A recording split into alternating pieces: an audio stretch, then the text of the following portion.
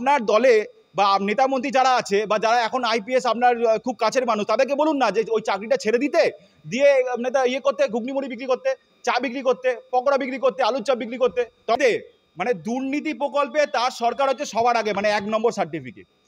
কলকাতা পুলিশের আওতায় ভাঙড় এসেও ভাঙড়কে কলকাতা পুলিশ প্রোটেকশন দিতে পারছে না। 2026-এ দিদিমণি ভোট কমে যাবে, দিদিমণি সেটা বুঝতে পেরেছে এবং সেটা বুঝেই তিনি এই কাজকর্মগুলো করছেন। হাইকোর্ট তাদেরকে ভর্ৎসনা করেছে, হাইকোর্ট রাজ্যকে ভর্ৎসনা করে বলছে আপনাদের এত শত সক্রিয়তা কিসের যে তাকে ফাঁসি দেওয়ার জন্য, যেখানে অলরেডি রায় হয়ে গেছে যাবজ্জীবন কারাদণ্ডের। সে যদি সঠিক অভিযোগ করতো, তার মানে তার কাছে যদি সঠিক তথ্য থাকতো, তাহলে সে কোর্টের কাছে আসতো, পেশ করতো। এটা তো একটা বড় স্ট্র্যাটেজি যে তাদেরকে মামলা দিয়ে তাদেরকে কোর্টে দৌড় করা, কিন্তু দায়িত্ব। বড় প্রশ্ন হচ্ছে এই যে মামলা করছে, কিন্তু মামলার যে ডেট দিচ্ছে ব্যাংক সরকার, সেই ডেটে কিন্তু তারা হাজিরা দিচ্ছে না। কি বলবেন? হাজিরা দিয়ে কি করবে? এ তো বোঝাই যাচ্ছে যে এটা ভিত্তিহীন মামলা, এ তো ফলস কেস। মানে তার কাছে কোনো ইস্যু নেই যে চলো এটা গিয়ে কোর্টে গিয়ে মামলা করে দেওয়া।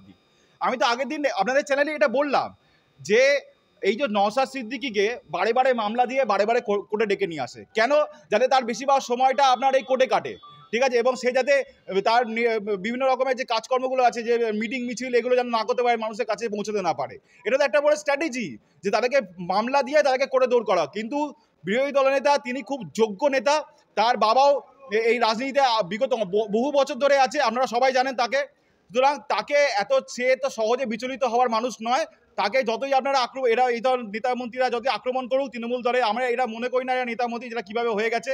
আমি তাদেরকে নর্মাল কর্মী মনে করি। সুতরাং এই কর্মীদের দ্বারা থেকে কোনোভাবেই তা আক্রমণের জবাব দেবেন না, এবং তিনি তার যেরকম কর্মসূচি আছে প্রতিদিনের কর্মসূচি তার সেটি তিনি উনি করবেন। নওশাদ সিদ্দিকী মহাশয়ের নামে যে জঙ্গি তকমা দিয়ে, তাই নিয়ে ব্যাংক সরকারে মামলা করেন নওশাদ সিদ্দিকী। আজকে শুনানি ছিল এবং সংবাদ মোল্লা মহাশয়ের ডেট ছিল, তিনি আসলেন না। কি বলবেন? এটা থেকে তো প্রমাণিত হচ্ছে যে তার অভিযোগ পুরোপুরি ভিত্তিহীন। সে যদি সঠিক অভিযোগ করতো, তার মানে তার কাছে যদি সঠিক তথ্য থাকতো, তাহলে সে কোর্টের কাছে আসতো, পেশ করতো।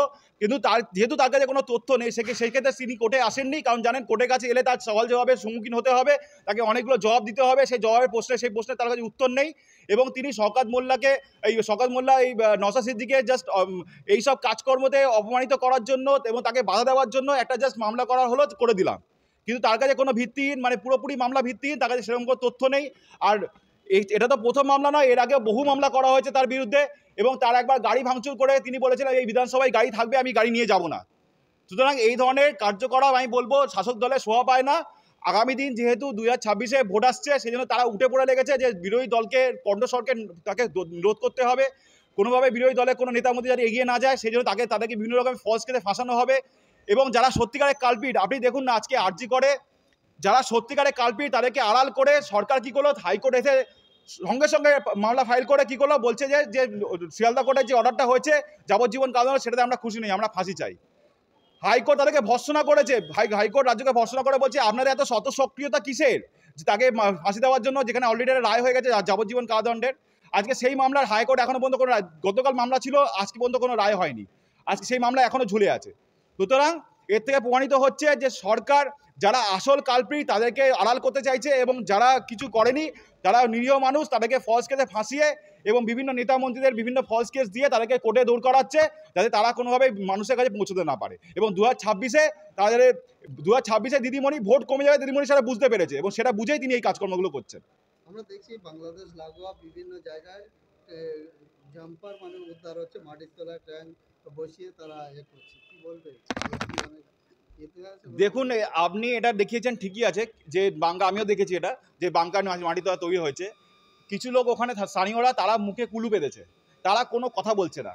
আপনি আগে এটা ভালো করে তদন্ত করুন, ওই এলাকায় যান, গিয়ে দেখুন যে এই বাংকাররা কারা তৈরি করেছে। এরা কি ওই বাংলাদেশ থেকে যেটা ওই চোরাচালানকারী বা গুরু পাচারকারী তারা তৈরি করেছে, উগ্রপন্থী তারা যারা নিজেকে মনে বলে তারা তৈরি করেছে, না ওখানকার লোকাল লোকেরাই এটা তৈরি করেছে? কারণ তারা দিয়ে মুখে কুলু বেঁধেছে।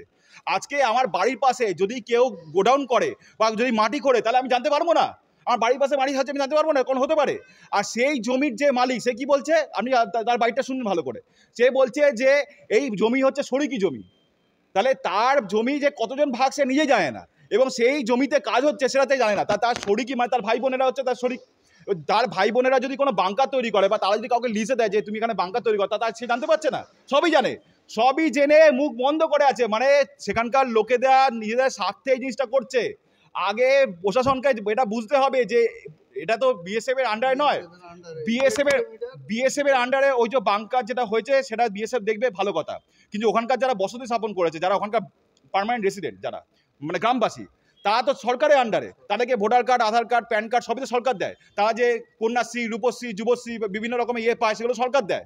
তারা যে রেশনটা তোলে, সেই রেশনটা সরকার দেয়। তাহলে যখন সরকার তাদেরকে দিচ্ছে, তাহলে সরকারের দেখার দায়িত্ব যে তারা এই ধরনের যে মানে যারা উগ্রপন্থী, যারা বাংলাদেশ থেকে ছুটে এসে তাদেরকে যে সাহায্য করতে, বাংকার তৈরি করতে, তা সরকার কেন, প্রশাসন কেন, পুলিশ কেন কিছু করছে না? পুলিশ কেন চুপচাপ বসে আছে? একটা সময়ের জন্য আপনি দেখেছেন কোনো পুলিশ ওই এলাকায় গেছে, জিজ্ঞেস করে যে বোধহয় বাড়ি বাড়ি যে কারা এখানে বাড়ি থেকে এসছে?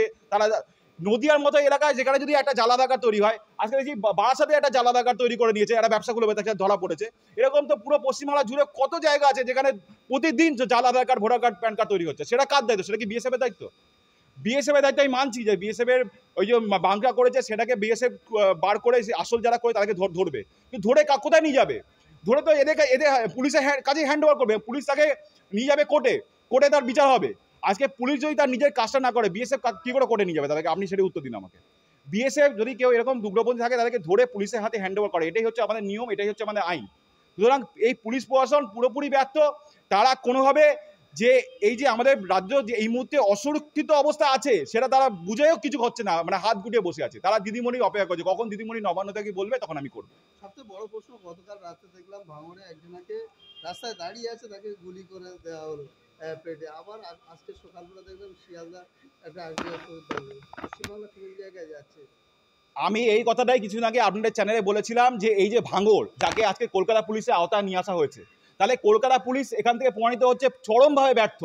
কলকাতা পুলিশের আওতায় ভাঙড় এসেও ভাঙড়কে কলকাতা পুলিশ প্রোটেকশন দিতে পারছে না, ভাঙড়কে প্রোটেকশন দিতে পারছে না, আরজিকরকে প্রোটেকশন দিতে পারছে না, শিয়ালদাকে প্রোটেকশন দিতে পারছে না, বালিগঞ্জকে প্রোটেকশন দিতে পারছে না, ওইদিকে আপনার টালিগঞ্জকে প্রোটেকশন দিতে পারছে না, গড়িয়াকে প্রোটেকশন দিতে পারছে না, মিঠাপুরুষকে প্রোটেকশন দিতে পারছে না। মানে টোটাল কলকাতা পুলিশের আওতায় যে কটা পুরো এলাকাগুলো আছে, সমস্ত জায়গায় কলকাতা পুলিশ ব্যর্থ।